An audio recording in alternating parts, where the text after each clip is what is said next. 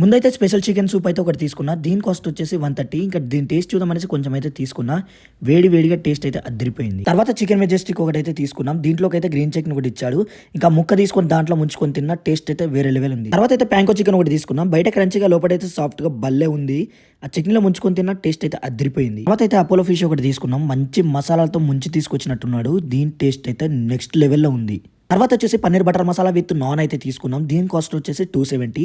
ఇంకా కొంచెం ముక్క తీసుకొని ఆ గ్రేవీలో అద్దుకొని తిన్న టేస్ట్ అయితే వేరే లెవెల్ ఉంది. ఇంకా తర్వాత అయితే చికెన్ బిర్యానీ ఒకటి తీసుకున్నాం. దీని కాస్ట్ వచ్చేసి 160.